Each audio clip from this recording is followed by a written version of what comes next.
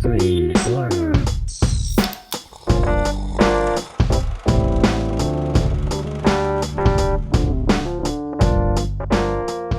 Hello and welcome to Screen Slurps, the movie review podcast where we discuss the good, the bad, and the savage in the world of cinema. I'm Adam Meisner. And I'm Laura Herlocker. And I'm in your house right now. Give me a call. Ring. I was doing the phone. Beep, boop, boop, boop, boop, boop, boop. I can't roll my tongue. That's pretty impressive. Thank you. One of my secret talents. These are the talents of our podcast. Thank you, ladies and I can gentlemen. roll my tongue.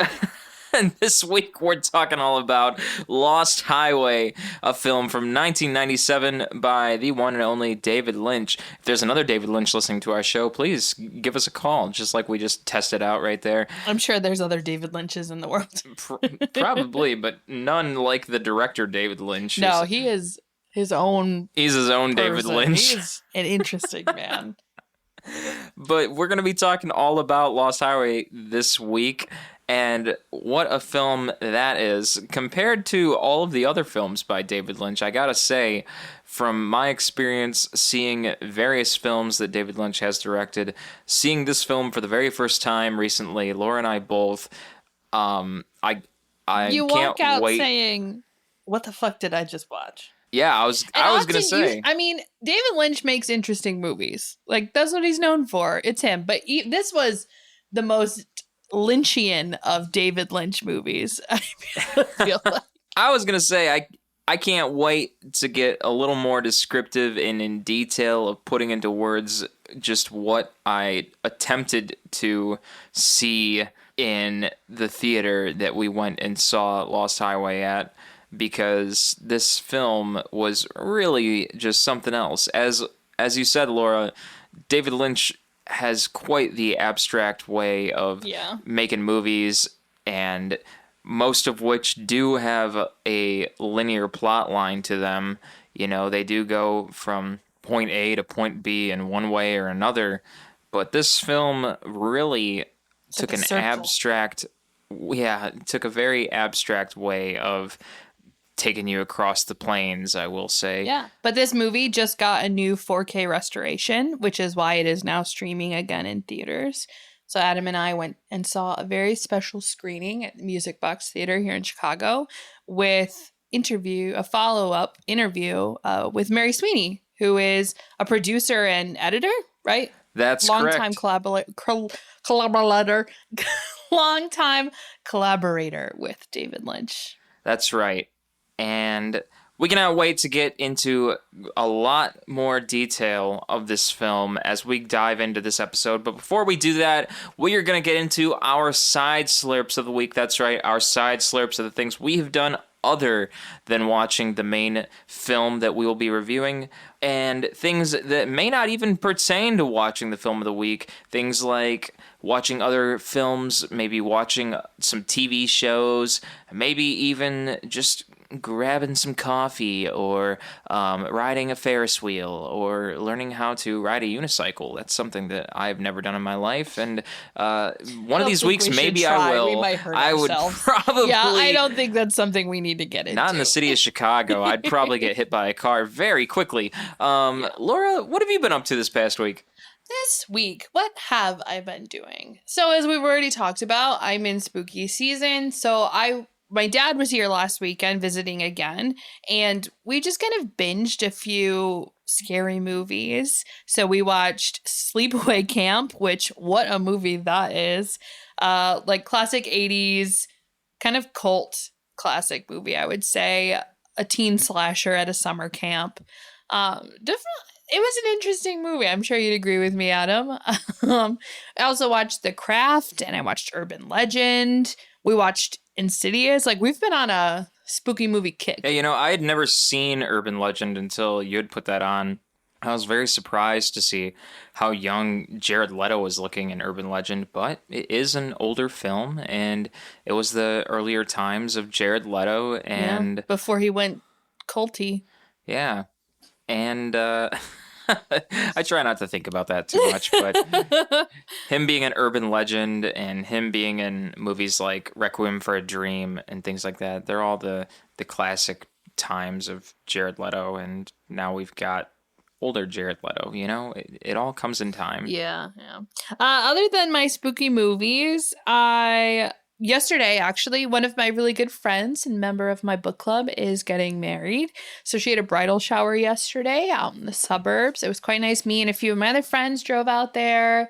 We got to have some really good food, see people we hadn't seen in a while. So it's always nice when you get to just spend some relaxing time with your friends, talking and eating really good food. And yeah, other than that, I've started getting back into kind of doing my embroidery and my little crafties. So I've been planning a bunch of designs, and Adam and I just spent the morning like hitting up a few craft stores so I could get some paint and some other supply things I need to make my embroidery hoops. So I'm looking forward to that. I think that'll be one of my goals for the fall and winter is, while I'm just sitting and watching a movie, I could also be stitching and designing things. So I want to try putting and out get some back into custom film embroidered designs for other people. Yeah. Like when we watch a movie, maybe then I'll make a hoop on it or something. So I'm looking forward to it. I've was crafty for a little bit and then I kind of lost it. So I'm excited to get back into it. And yeah, I think that's it. I mean, yeah, I think that's all I'm going to say for this week. That's all the big things. What about you, Adam? What have you been up to? Well, this past week, I reinstalled the video game Baldur's Gate 3 to try and give it some more time, and I know online that they do say that the game has an incredible amount of time that you can really invest in the game if you want to, because there are a lot of side quests other than the main storyline that you can get invested in compared to other games that the company has put out. And I already did put a lot of time in the game when I was playing it before, which I believe was a year ago. I was playing the game a little bit, but I figured, you know what? I'm going to try and play it again. I'll reinstall it. The game, I think, takes up about 100 gigabytes of space on your hard drive, so it's not exactly the smallest game. Yeah, it's a big boy.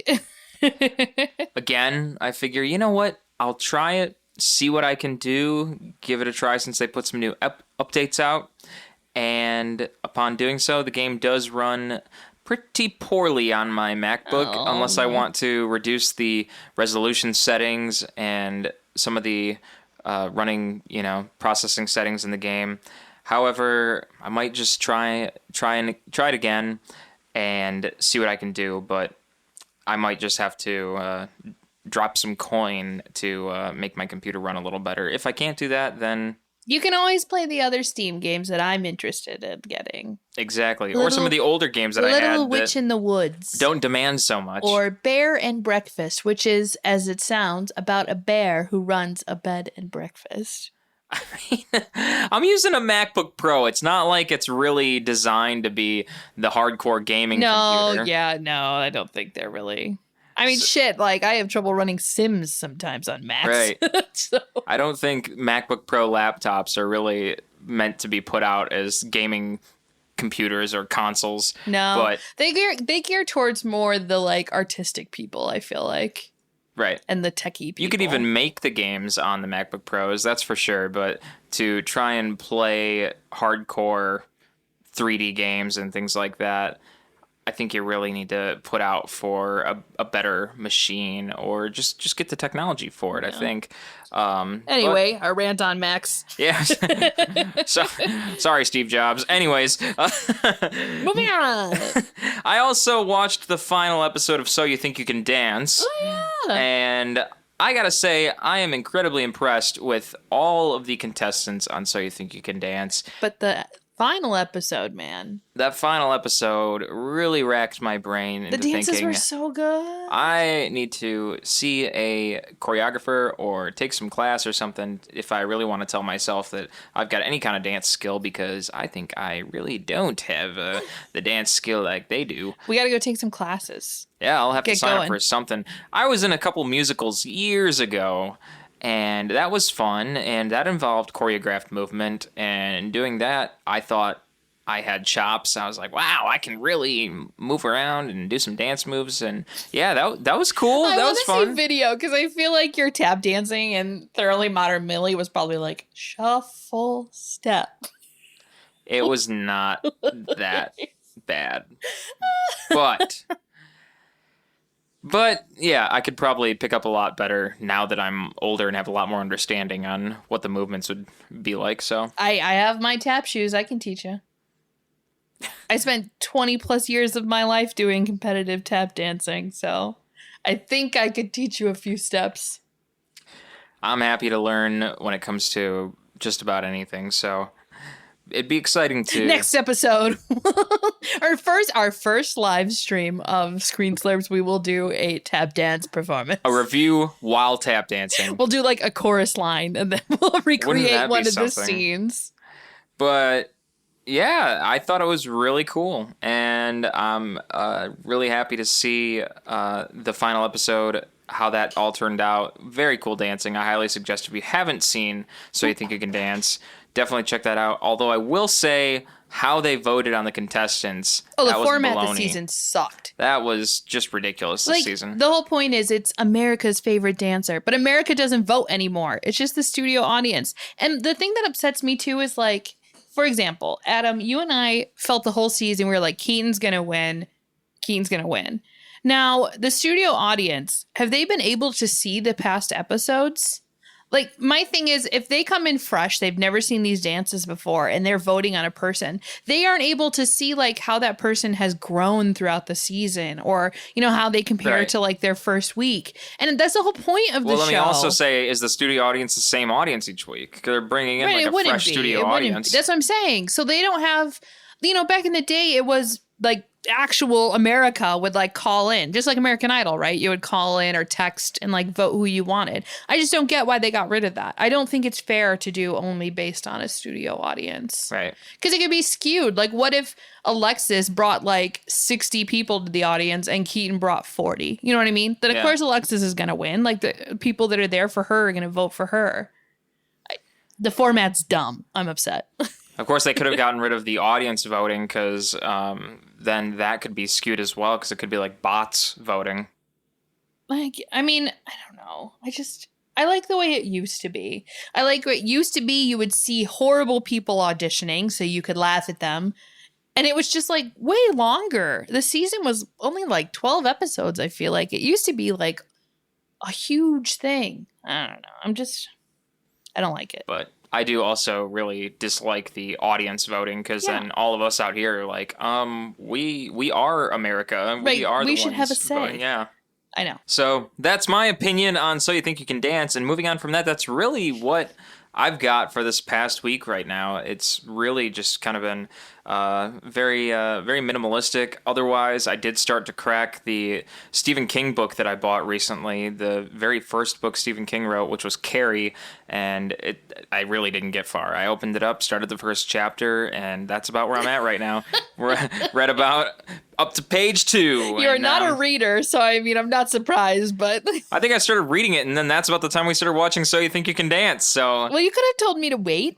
no, So You Think You Can Dance takes precedence. It's more important. So moving on from that, there's some news in film, going on right now that I want to touch on because I think this is some primetime media that acknowledgement we should make. Give it to me. First and foremost, this relates a little bit to what I was talking about because it's talking about video games and film, and I thought this was very interesting. But apparently, and this is an article that I found on Empire Online. Chuck Williams, who worked in the film Sonic the Hedgehog story department, is working on a live-action adaptation of Pac-Man. A live action? Yeah, how do I imagine this? Is there going to be a man actually in a Pac-Man outfit, Or is are we it a doing person who's just... or is it going to be?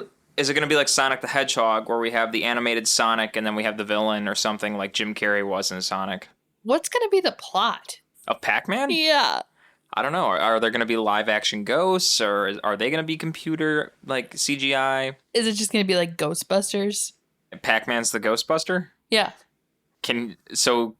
now I'm really concerned. Is Pac-Man going to be live action? That would be great if he was in like a giant Pac-Man outfit. I think this is going to be dumb. Have you ever seen, there's like an old Japanese game show that was like live Pac-Man. Have you ever seen that? I don't recall. I'll have to show you. We used to watch old Japanese game shows on YouTube all the time when I was younger. There was one that was like, well, Hole in the Wall, which they made an American TV version of, where you had to like fit like a Tetris piece through a hole in a moving wall. But then there was one where they would legit do like a live Pac-Man game. It was so funny. I'll have to remind me. I'll show you it later. But I don't know how I feel about a live action Pac-Man movie. I mean, I liked how Pac-Man looked in Pixels, but don't know how I'm going to feel about live action Pac-Man. Yeah. Show me the evidence, and then we'll move forward from there. In other news, Olivia Newton-John just passed away. Yeah. That was very unfortunate and very Adam and I sad. are both, like, Grease holds a very important part in both of our lives, I feel like.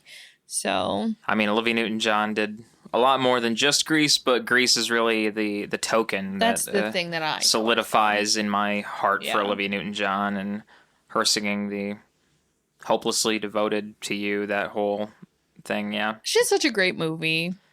The whole thing, it's just fantastic. And other than that, I did see an article, and this is a big eye-opener for me, and really the light bulb goes off in reading this, but Ethan Coen is working on his own film right now and has cast Margaret Qualley and Geraldine Viswanathan in the film he's working on. So first we had Joel Coen's solo I was film, saying, and now we got Ethan Coen doing his solo film. Wow. It'll be interesting to see what his stuff looks like in comparison to his brothers now that they've separated.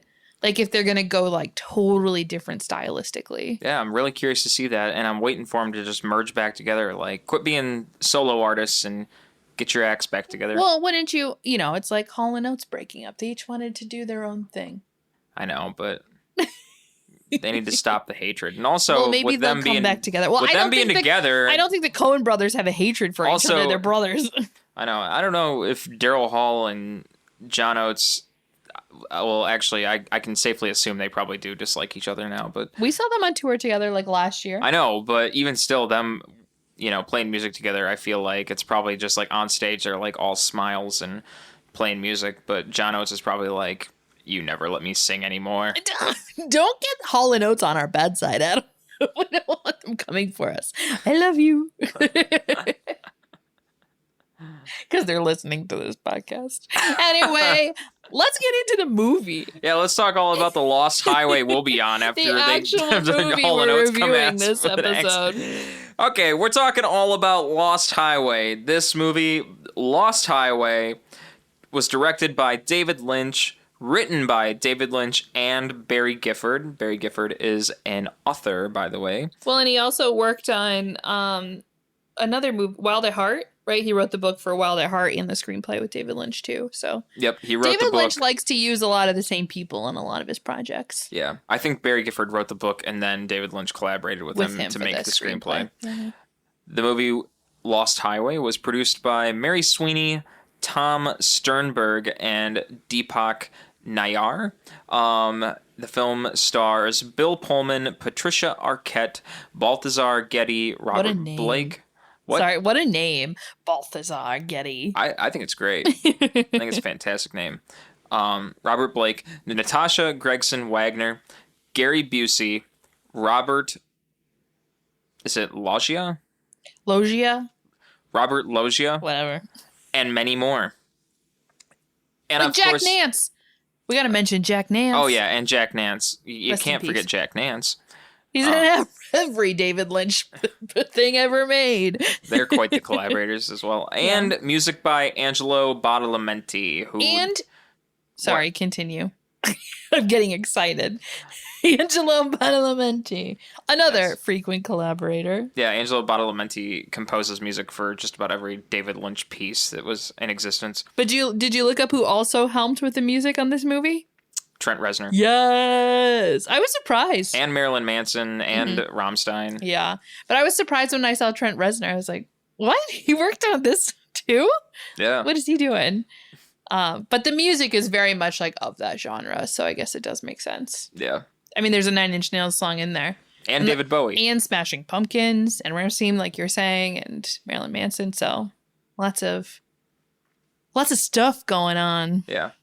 But, David Bowie is kind of a key element in this movie. Well, and he also starred in Twin Peaks. Not starred, but he had a cameo in Twin Peaks. Again, David Lynch just he finds people he likes, and he just sticks with them. That's a great sign of a great friend right there. Well, and it means, right, that, like, people must love working with him. They keep coming back and doing stuff with him. But also, with this film, I want to go off of what I was just saying about, you know, the key people in this film and move into, you know, what is this film? And it's a good question. That's kind of where I left off after making the notes on who the key players were in this film. But after saying all of that, the question becomes, what is this film? And I just want to say that this film is, as we were saying in the very beginning of this episode, the film is incredibly abstract compared to all of the other works that David Lynch has put out up until this point. This film was released in 1997. It's a later work after David Lynch has already put out other films. It's like his sixth movie, I think. Yeah, he already, you know, this is after Eraserhead, I mean, which was, you know, the very beginning. After Dune, after Dune. Blue Velvet. And so we've got Lost Highway now, and this is looking very abstract and, you know, metaphorical, if, you know, that's the word I want to use. Honestly. But I found a plot that was, you know, listed on the internet, on Google, if you search this up, and the explanation that was given, which I think is actually a fantastic sort of description of this film, which reads, "From this inventory of imagery," a great way to start this off, "Lynch fashions two separate but intersecting stories. One about a jazz musician, Bill Pullman, tortured by the notion that his wife is having an affair, who suddenly finds himself accused of her murder. The other is a young mechanic, Balthazar Getty, drawn into a web of deceit by a temptress who is cheating on her gangster boyfriend. These two tales are linked by the fact that the women in both are played by the same actress, Patricia Arquette." Yeah, but not even that. The way that the movie is set up is that Bill Pullman turns into Balthazar Getty's character. Exactly. So it's not even connected just by the women. The woman, we'll say, the one woman. Yeah, this movie is quite confusing. But I don't know.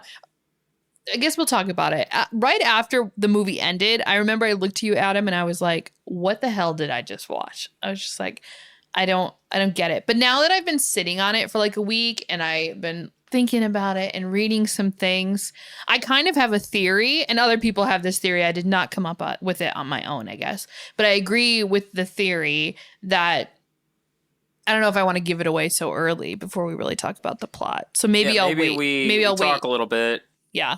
I'll come back to my theory, everyone. Sorry, as we're talking about the plot, I can tell you how Lynch described the movie himself. So he described it as something called a psychogenic fugue, which is a form of dissociation where a person temporarily loses awareness of their own identity, including their memories and personality. So that's kind of what we're talking, how I had mentioned Bill Pullman's character, Fred. He turns into Balthazar Getty's character named Pete. And it's that idea that Fred, as we're going to talk about what happens with him and the woman, because the outcome of that, he like forgets his own identity, forgets his memories in life, and transforms, if you will, into Pete. Yeah. And I think that, Laura, I think that you and I both sort of had a really good idea of what was going on in the movie after we watched it. We were a little confused as we talked about it after we watched it in the movie. It is what he wants. He wants people to be confused. And he wants people to think about it. We were trying to figure it out. I think we can safely assume that there's a lot of people that probably watch this movie and are literally like, I have absolutely no idea what happened. Yeah. There is no idea this movie makes any sense at all. And well, my dad. My dad Yeah. went and saw the movie with us, and I'm pretty sure he was like, why did these two bring me to this? Yeah. And even Gene Siskel, like even Siskel and Ebert, you know, when they first reviewed this movie, they like ripped it apart. They were like, it doesn't make any sense. It's just violence for violence sake. Like, there's no meaning behind it. It is just confusing. And that's it. Like, they ripped this movie apart when they first reviewed it. But I think after we watched it, we started to sort of dissect what was going on, because I know that David Lynch is smarter than just putting stuff in there with no purpose. Oh, yeah.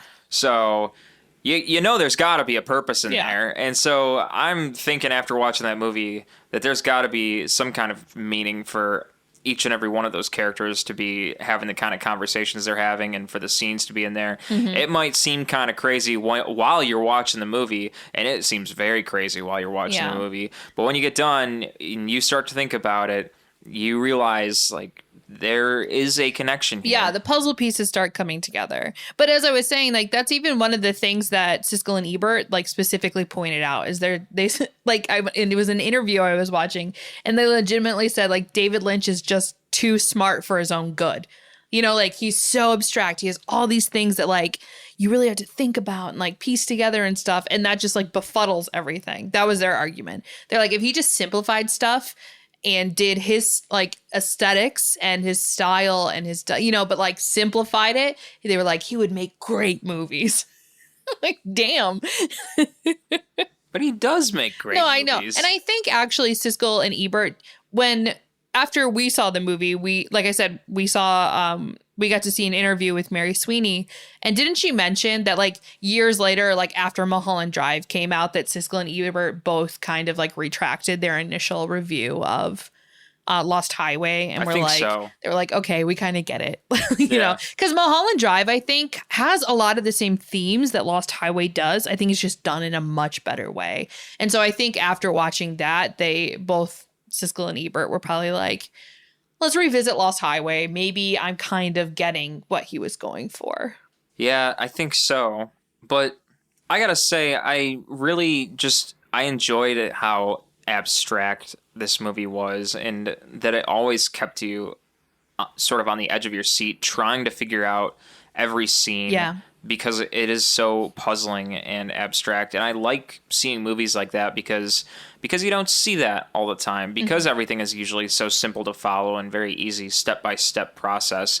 And I enjoy David Lynch for the fact that most of his movies are done like that, where it's very much like you have to really think about what's going on here. And this movie specifically is designed to make you really think, like, what is the point of all of these characters and all of these conversations? Yeah. Because nothing is given to you so easily. Take a look at the movie we reviewed last episode, The Gray Man. It was so predictable. You knew what was coming next, and we both didn't like it. You know what I mean? Like, as you were saying, you like to think. You want to come out of something and be able to kind of put your own interpretation on it. And I think that's one of the best things that filmmakers can do. If you have people coming out of a movie discussing and each having their own opinion about, like, what actually happened and what meant, that's what you want, right? You want people, like, talking about your film. Yeah. You don't want people coming out like The Gray Man and being like, oh yeah, it was an action film. Like, there were some big scenes, but they can't really, like, talk about anything. And I agree with you. I just think this movie does such a good job at that. David Lynch always does a good job at that. So I was reading online that this was an influence for future psychological thriller films and things like of that nature, and including movies like Inception, and there were some other movies on the list as well. But I can imagine, you know, Christopher Nolan watching a movie like this and be like, yeah, I want to make movies like this, you know? Yeah. And his movies, they might be a little more point A to point B in some sense, but at the same time, if you watch other Christopher Nolan movies like Memento, or I could go that one's definitely I could go through like, the entire line of abstracted. Christopher Nolan movies, but he's got plenty of points in all of his movies where you're sitting there like, I have no idea what the hell's going to happen next. Yeah. And that's exactly what David Lynch is going for right here, where it's like, you don't know what's going to happen next. And I can easily see where Christopher Nolan could have seen a movie like this and been like, yeah, I'm going to use something like that in my movie, where the audience is watching and they're like,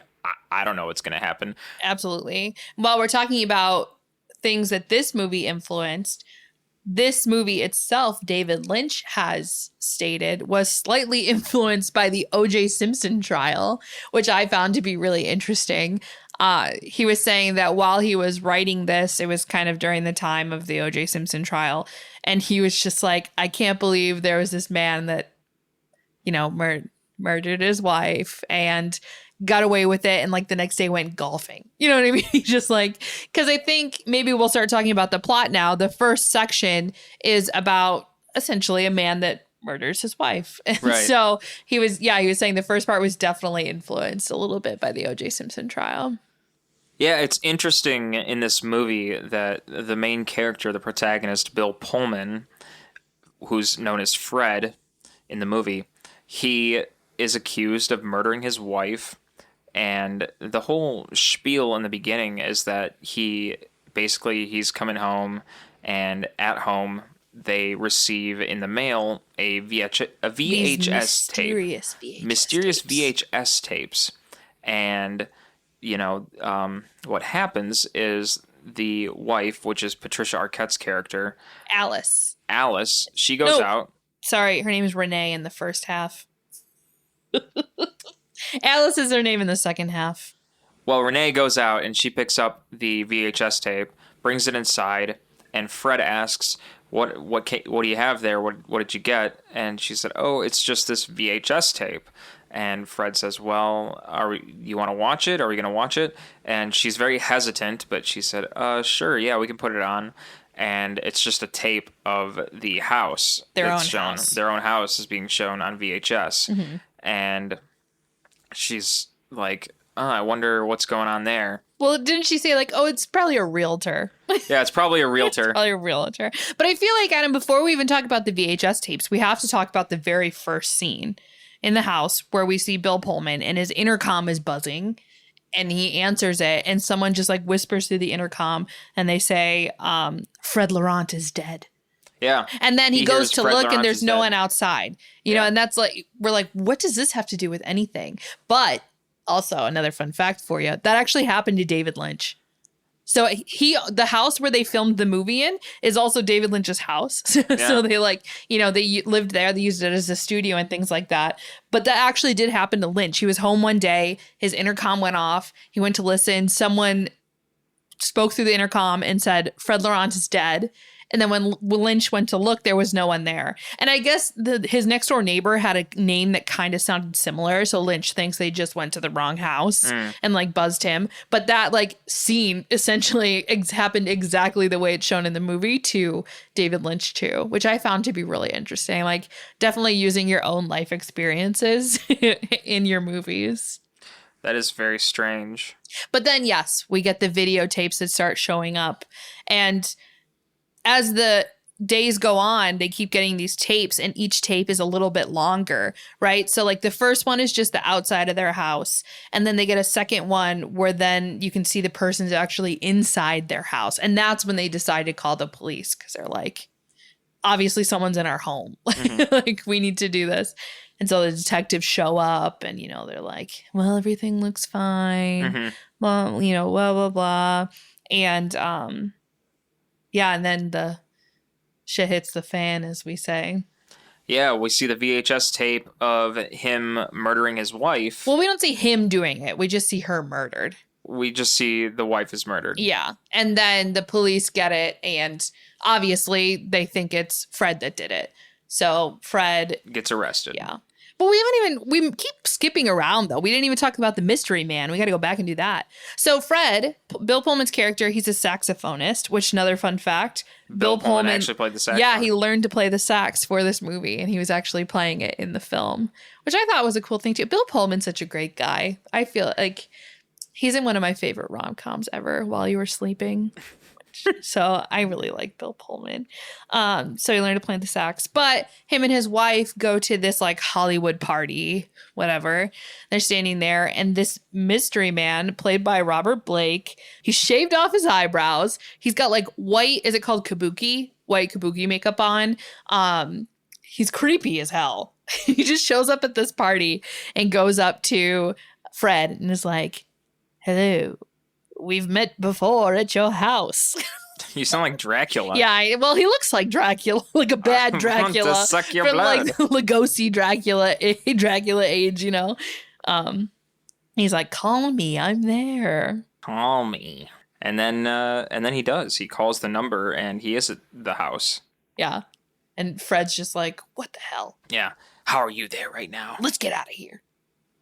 I want to say, too, I feel like, did you get the vibe from between Fred and Renee that, like, it was not a good marriage? Did you notice anytime, like, when they're watching the VHS tape, she sits, like, as far away from him on the couch as she can. And she's, like, afraid to be near him. I think Lynch was kind of trying to subtly, like, put into place that maybe it's an abusive marriage.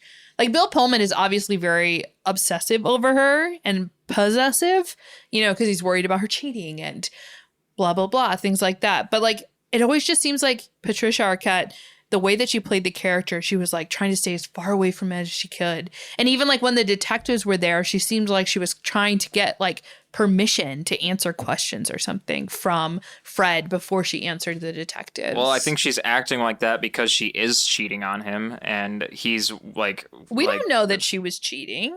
She is actually cheating on him with the dude, like, the guy. Do we actually know that, though? Yes. Like, that's what's implied around this whole thing. Well, it's implied, but I'm saying I don't think we actually know that she was cheating. I think she had a sordid past, like before she met Fred. But I don't think we actually know that she was cheating. I think it's more so that Bill Pullman was abusive. Not Bill Pullman, but the character he's playing. That Fred was abusive, and she's just afraid of him. Well, then I'll get into my points after you're done explaining. No, that's it. That's just what I got from it. I mean, is there anything else you wanted to talk about for this first half? When he's actually still Bill Pullman or Fred? No, I mean, he gets arrested while he's Fred and for possibly murdering his wife. And while he's in jail. Well, he is found guilty. He's put to the death penalty. Yeah, they arrest him, and then he's in jail, and then basically he turns into a little man. He transforms a little man. Turns into Pete. Pete. He's like a young adult. Pete, the mechanic. Yeah, and like the guards, they're going around doing their rounds, and they look in the cell, and they're like, wait a minute, that's not Fred. Yeah. Who's this kid? And then they figure out and they release him. But that's the point where the movie starts to be like, my first thought where I was like, what the hell is happening? In the first half, I'm like, okay, it's about a guy that kills his wife, and then we're going to figure out, did he kill his wife or not? But it was like, no, you're not going to get that. We're going to transform him into a totally different human being and have a totally new story going on.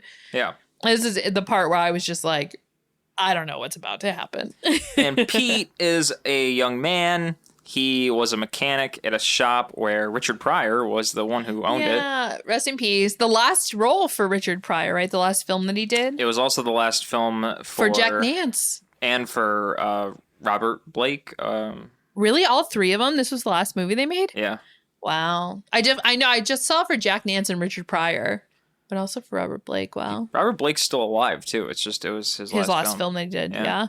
No, but Richard Pryor and Jack Nance both passed away. Yeah. But going on with Pete, though, Pete is a young man. He's got his friends. He just seems like another character. He goes back to the mechanic shop. He's a troubled young man. He seems like a bad boy. Yeah. He's got his parents who... They're doing their own thing, but they seem to really not care very much. Can we talk about Gary Busey, who plays Pete's dad? I know Gary Busey is this like crazy erratic man. So it was really strange to see him as kind of like a relaxed dad. Yeah, a more like serious role, I guess I'll say.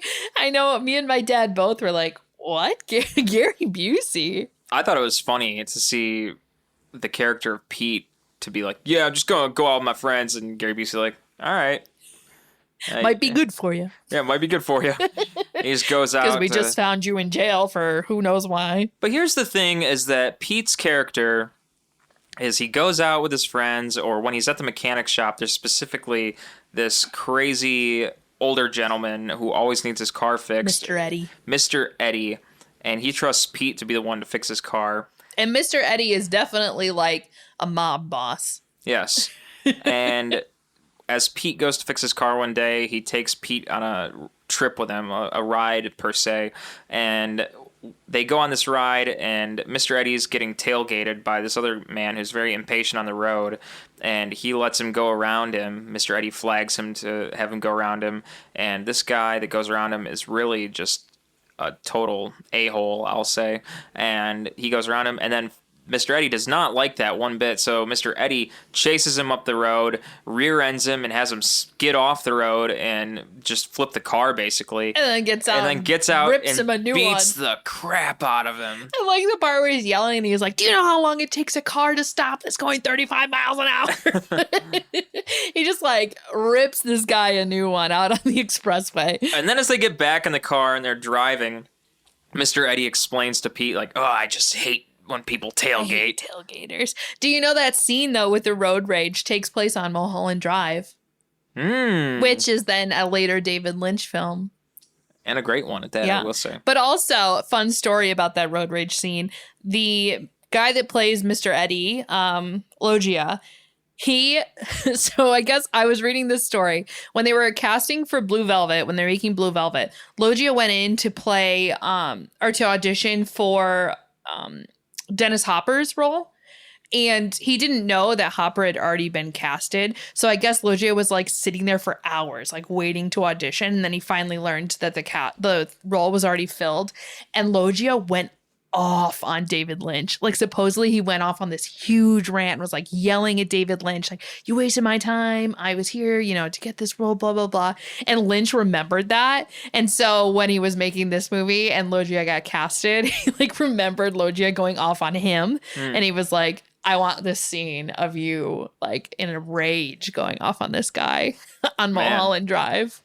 That's funny. So fun behind the scenes facts. That is funny. Yeah. And I think from that moment on, it's kind of Mr. Eddie is like Pete, I feel like he wants Pete to like join the crime family. He's trying to bring him in, get him exposed, but Pete doesn't really go for that. Instead, Pete starts banging Mr. Eddie's mistress. Oh man. And so Pete is really just enticed by Mr. Eddie's mistress, Alice, as mentioned earlier, who is played also by Patricia Arquette. Arquette. This time she's blonde. In the first half, she's dark-haired. And this is another point in the movie where I'm like, well, wait a minute. It's the same woman. So what's happening here? Like, well, this is a big thing to bring up that I made a note on, is that this film in itself, Lost Highway, has an immense amount of symmetry in it. Mm-hmm. That's the key word to be remembered. Symmetry, as you see throughout the film, there is just a gigantic amount of parallels throughout the film that you notice, from the very beginning of the film to the very end of the film, from the first thing you see when the movie starts to the very last thing you see when the movie ends in the credits scene. First you see, car driving down the road. I mean, you don't see the car, you're in the car, essentially. You're seeing the road. Right.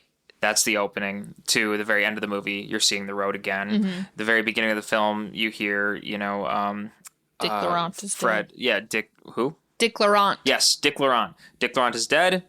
And who is Mr. Eddie? Spoiler alert, to the very end of the movie, it's Fred speaking into the intercom saying Dick Laurent is dead. Right. So I think when I was reading, it's something called like a Mobius strip. Is that what it's called? Where it's like like you're saying, it's a cyclicer. What's the word I want?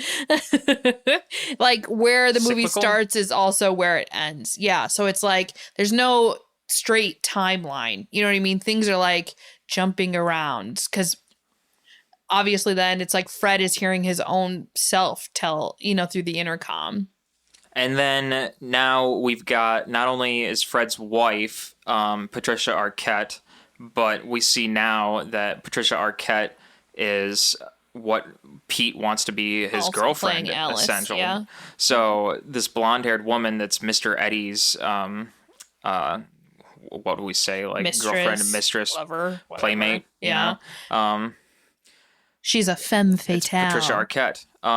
Yeah, and that's exactly what she's, a femme fatale, so to speak. You know, she starts off seeming so innocent and like she's being controlled by Mr. Eddie and she just wants to be free and she loves Pete. But as Pete and her start to spend more time together, they're going behind Mr. Eddie's back. We start to see that Alice is not innocent. She is. Yeah. But remember the symmetry of all of this, because as Pete is hanging out with Alice and thinking it's going to be a serious relationship, he begins to get more of an explanation from her as they're hanging out, and he's like, we can't have Mr. Eddie find out, and he's explaining that to her more and more, but then he realizes that Mr. Eddie must know about the two of them, and then finally Alice explains, well, here's what's going on. I needed to get some money, and so with Mr. Eddie, I started to make porn films on VHS, and so then you realize, okay, so on VHS tapes you were making pornography, and then flashback to, you know, the beginning of the film, and you realize Fred has been getting these VHS tapes in the mail, and Patricia Arquette's character then, Fred's wife, she's the one who is afraid to pick up these VHS tapes. Like, you got to think about that. Yeah, like she's afraid maybe it's a porno. It's a porn tape. Yeah. Yeah. And well, but I mean, this is another one of those things, though. We see during Pete's section, we see a picture with both women. So Renee and Alice, both played by Patricia Arquette. But then, like, a scene later, you the see one that has Alice disappeared. Is not, and it's she's just, not real. It's just the one. Exactly. Yeah. And again, this is this whole idea of like, what's true? What is happening? You know, like, how is any of this happening? But yeah, I get where you're coming from. Her being afraid that the tape is a porno. And I read on an article online, there was an article that a critic had sort of written up an explanation on what Lost Highway is sort of meaning in a more scientific explanation, I guess you could say, or psychological explanation, however you want to explain this in literary terminology. But as explained in the article, in the meaning of the article, it's the meaning of the film is actually there and lays more in Freud's psychological theory.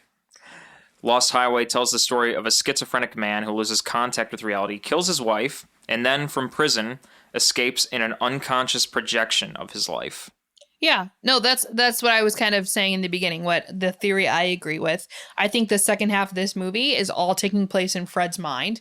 He's going to the electric chair, so he disassociates and like starts imagining this world, right, where he is Pete, but he meets Alice, and that's why Alice looks exactly like Fred's wife, because, you know, in his alternative mind that he's creating a reason for why she was bad, right? Or like why then he murdered her or something.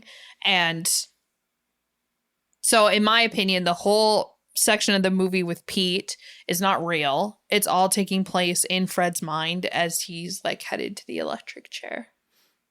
And I have a really good like way to prove that, but it's not until the end, and I don't want to get too far ahead of myself.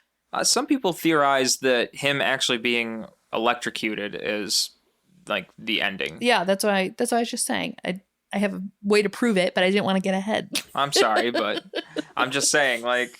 So, well, let's get to that point. So, Pete and Alice decide to steal money from this man so that they can run away and be together. But when they get there, I think Pete quickly realizes Alice has no intention of, like, bringing him with her. You know what I mean? They end up killing the guy who like, makes the pornos. They end up killing him. Mr. Eddie. No, not Mr. Eddie. They killed the young other porno guy. Yeah. And they take his money, take his car, and then they drive out to the middle of the desert to this cabin that we keep seeing in these like flashback scenes. And suddenly while they're there, Pete turns back into Fred. Like Alice goes into the cabin and like disappears. Pete turns back into Fred, and the mystery man shows up again.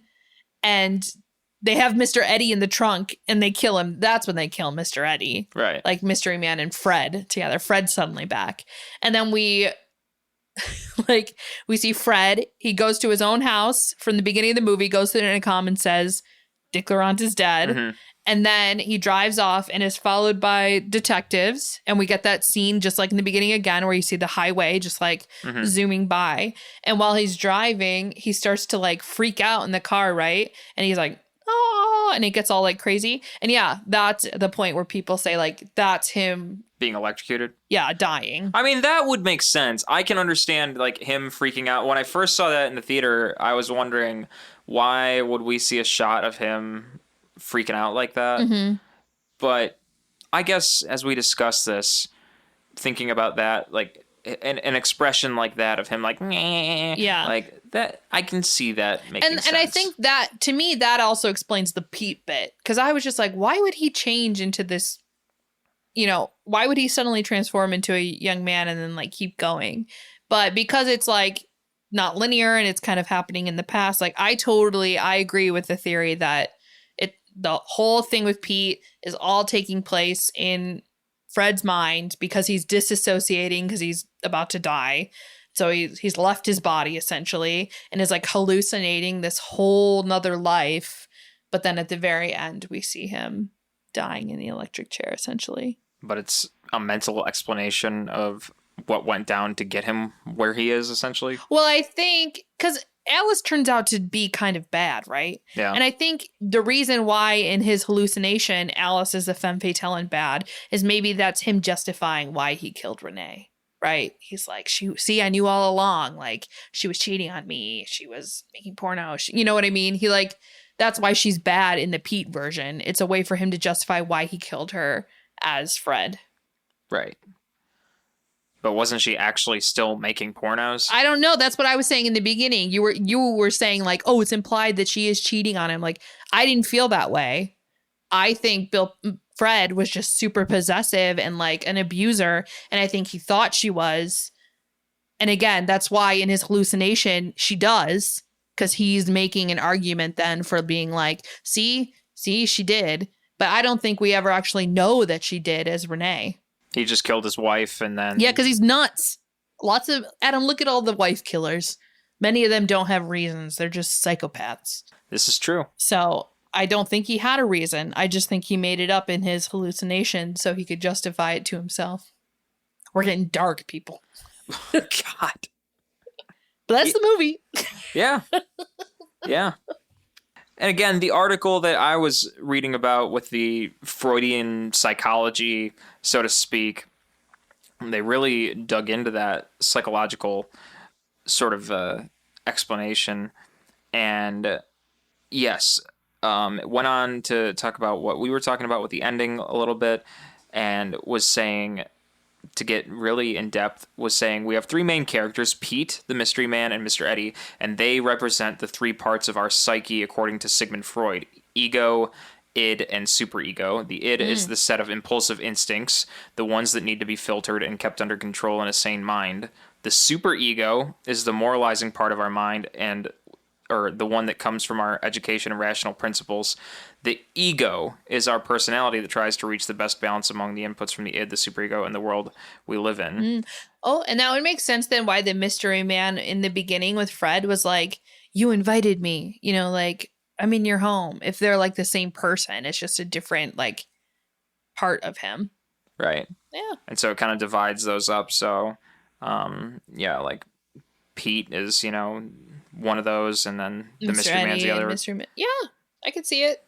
I mean, David Lynch is deep. I don't think that's a far stretch to believe that Lynch had done that on purpose. Yeah. Very much so. Very interesting to think about. And again, another reason that I think this movie is well ahead of its time for 1997. Oh, no, definitely. I mean, we've gone through the whole plot now, so I think we can kind of wrap things up. But like, exactly kind of restating what we said in the beginning. This movie, while you're watching it, you're trying to keep up. You're trying to understand what's happening, and you are a little confused, and you come out of it at the very end being like, like we were having an active discussion once the movie was over, and we were like, what do you think it means? Like, is Pete real? Is Pete in his mind? Is this something that happened? Did it not happen? And I think that's what you want in a movie. You want people to be talking about it afterwards and have their own interpretations of like how they feel that it is. And I think that's why even in this movie, people are like, oh, it's so abstract. It's like the worst of David Lynch's films. I think this is exactly what David Lynch wanted, though. Like, this is Lynch in his purest form, I would say. Yes, and I certainly agree. And with that being Oh, wait, can said, I do one more fun fact? Oh, yes. So in 2003, there was an Austrian composer named Olga Neuwirth, I believe. I'm sorry if I'm butchering that name, along with Elfriede Jelinek. And they actually turned this movie into an opera, which I think is a lot of fun. And we have a friend in town. Actually, that's one of the side slurps we did too. One of my really good friends from growing up was in town. He told us about this opera, actually. And then the very next day, he went to a CD store and found a recording of the Lost Highway opera by Olga Neuwirth and got it for us. So it's like weird how things happen. But so we're going to have a version of the opera we can listen to. And we'll certainly have to give that a listen and see how they Lost Yeah, I want to Highway see how they opera make it into went. an opera. Rotten Tomatoes currently has Lost Highway with a 67% from critics and an 87% from the audience. That's surprising to me. And I'm very curious what some critics thought of Lost Highway. As we discussed, many people just really had no idea what was going on. It's just, and that includes this is Roger Ebert definitely at the one time, of those but movies where I feel like the critic would be higher. Like, it's surprising to me that it has a higher audience score. yeah, I'm really curious what some people would think watching the movie in today and see. But again, as you were saying, like Siskel and Ebert, a lot of other reviews when this movie came out in 97 did not give it very good reviews. I think Siskel and Ebert actually, they gave it like 2 thumbs down, right? And after that, David Lynch made a new poster for the movie that specifically called out like 2 stars down by Siskel and Ebert. And Lynch was like, just 2 more reasons to go see Lost Highway. Like, he used the bad review to his own benefit, which I think is great.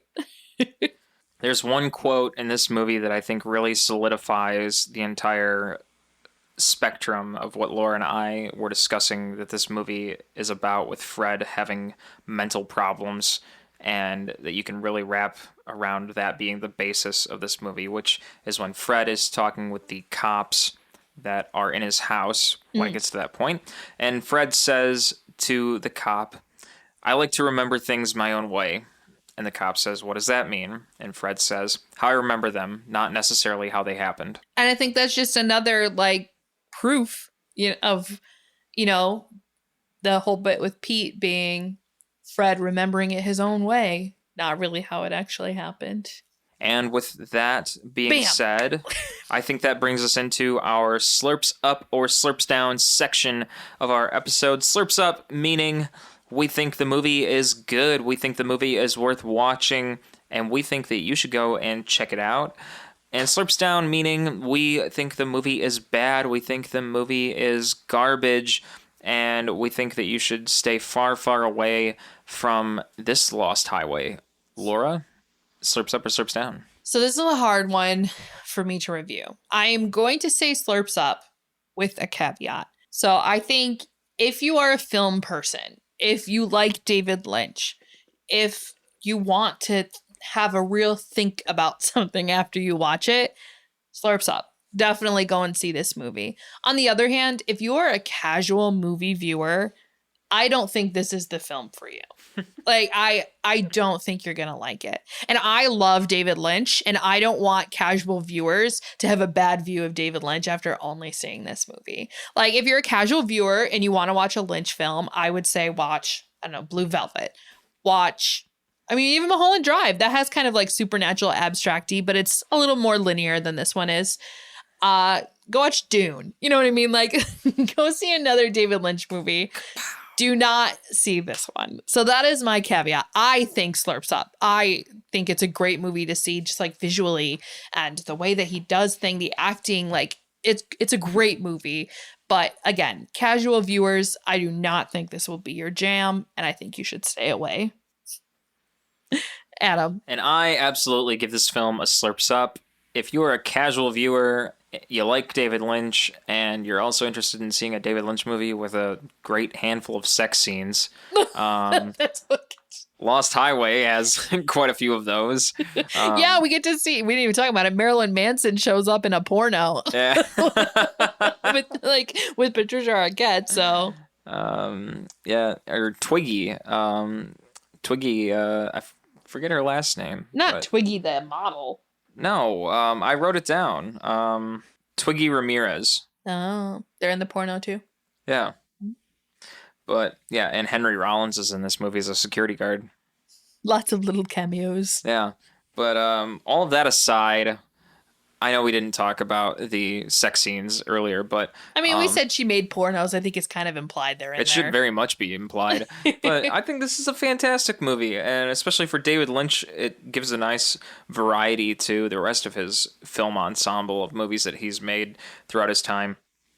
And with the music by Angelo Badalamenti and the cast in this movie, I think it was really a treat to watch this movie and just see it pull my brain strings, honestly, just thinking about what was going on, trying to figure out what the characters were doing and see if there was any kind of realism with Pete's character. I'd love to watch it a second time now Yeah. that we kind of have an idea of what we think maybe was going on and see if we can like pick up on anything else. Because it seemed like Pete was supposed to be real as I was watching it for the first time. It seemed like, okay, we got some guy, he's doing something, and now he is really into this girl that looks just like Patricia Arquette. Is she real? She seems real.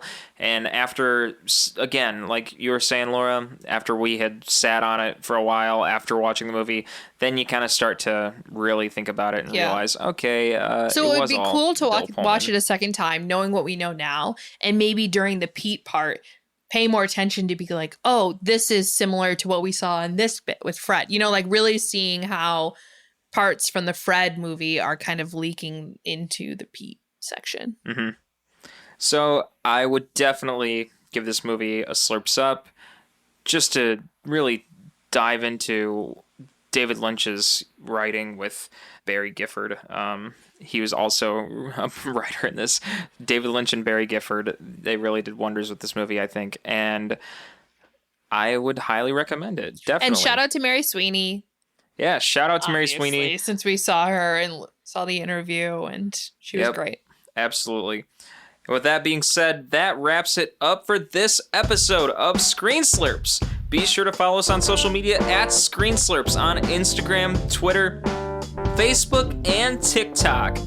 And be sure to listen to us on Spotify, Ghana, or any other podcast streaming service out there. And if you enjoy what you hear, slide on over to Apple Podcasts and give us a 5-star rating. It will help us a lot. And if there's any crazy movies that you want to hear about, let us know. Leave a comment on one of our social media pages, and trust me when I say we will be sure to talk about it. So, closing out, I'm Adam Meisner. And I'm Laura Herlocker. Slurps up, and we will catch you later.